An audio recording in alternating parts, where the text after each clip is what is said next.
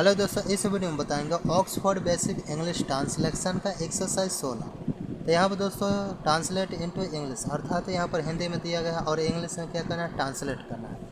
तो यहाँ पर दिया हुआ यह एक गधा है, वह एक बैल है, यह एक उल्लू है, इस तरह से दिया हुआ है सेंटेंस और इसको क्या करना है, इंग्लिश में ट्रांसलेट करते हैं।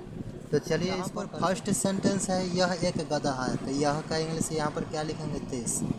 तो यहाँ पर हो जाएगा दिस इज। और यहाँ पर क्या किसका प्रयोग करेंगे, यहाँ पर एक गधा है, तो यहाँ पर क्या हो जाएगा, ए एन और ए डबल एस, एस इस तरह से हो जाएगा। This is N S. यहाँ पर दोस्तों देखेंगे पहला साउंड क्या है, भॉव है, और एस को जब उच्चारित करेंगे तो इसका पहला अक्षर जो है वो कौन सा साउंड आ रहा है, स्वर ध्वनि का, इसलिए इसके पहले ए के स्थान पर किसका प्रयोग करेंगे, ए एन का प्रयोग करेंगे। उसके बाद यहाँ पर वह एक बैल है, तो वह का इंग्लिश क्या हो जाएगा, दैट। तो यहाँ पर लिखेंगे दैट इज। और यहाँ पर क्या हो जाएगा, एन ऑक्स, तो यहाँ पर लिखेंगे एन ऑक्स, इस तरह से हो जाएगा। यहाँ पर ऑक्स पहला लेटर क्या है, स्वर ध्वनि, इसलिए इसके पहले ए का प्रयोग के स्थान पर ए एन का प्रयोग करेंगे।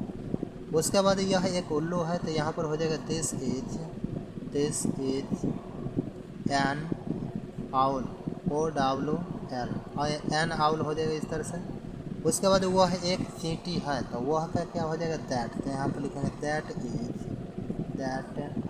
इज एक चींटी, यहाँ पर क्या हो जाएगा, एन एंट हो जाएगा, ए एन टी एंट, इस तरह से हो जाएगा।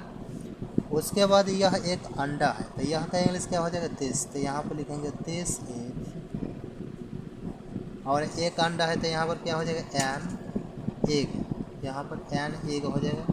उसके बाद वह एक सेब है, तो वह का इंग्लिश यहाँ पर क्या हो जाएगा, दैट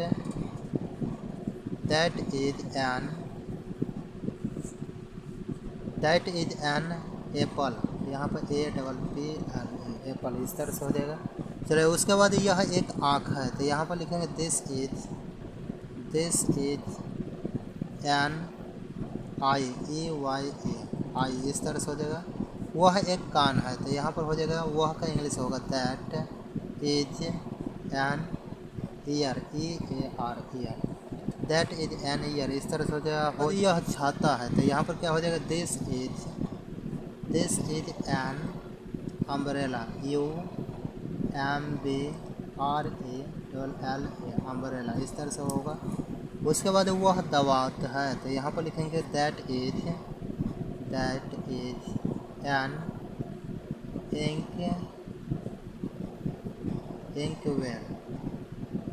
इंकवेल, इस तरह से हो जाएगा। यह नारंगी है, तो यहाँ पर हो जाएगा this is an orange, O R A N C E, orange, इस तरह से हो। तो वह हाथी है, तो यहाँ पर हो जाएगा that is an elephant, E L A P H A N T, elephant, इस तरह से होगा। उसके बाद यहाँ पर यह गाय है, तो यहाँ पर क्या हो जाएगा, दिस इज। और यहाँ पर यह गाय है, मतलब एक ही गाय का बात किया जा रहा है, इसलिए यहाँ पर एक काव हो जाएगा, तो यहाँ पर लिखेंगे ए का। यहाँ पर दोस्तों ए का प्रयोग, ए एन का प्रयोग इसलिए नहीं किए क्योंकि इसका पहला साउंड क्या है, से, काव, अर्थात जो पहला अक्षर का उच्चारित काव बोलने में आ रहा है वो क्या है, कॉन्सोनेंट है, अर्थात व्यंजन ध्वनि है, इसलिए उसके पहले ए का प्रयोग करेंगे। चलिए उसके बाद यहाँ पर है अगला सेंटेंस, वह कुत्ता है, तो यहाँ पर वह का लिखेंगे दैट, तो यहाँ पर हो जाएगा T H A T, that. उसके बाद क्या होगा, दैट इज। और यहाँ पर वह कुत्ता है, मतलब कि एक ही कुत्ता का बात किया जा रहा है, इसलिए यहाँ पर ए डॉग, तो क्या हो जाएगा, a dog, that is a dog, इस तरह से हो जाएगा। उसके बाद यह मोहन है, तो यहाँ पर हो जाएगा this is Mohan, M O H A N, Mohan हो जाएगा। वह गीता है, वो क्या हो जाएगा, that is Geeta, C I T A, Geeta, इस तरह से हो जाएगा। तो गीता एक नाम है, इसलिए यहाँ पर ए अथवा ए एन का प्रयोग नहीं। तो इस तरह से दोस्तों एक्सरसाइज 16 को ट्रांसलेट करते हैं। तो उम्मीद करता हूँ आप लोगों को अच्छी तरह से समझ में आया होगा। वीडियो पसंद आए तो वीडियो करिएगा लाइक, चैनल पर नए हो तो चैनल को सब्सक्राइब करिएगा। मिलते हैं नेक्स्ट वीडियो में, तब तक के लिए जय हिंद।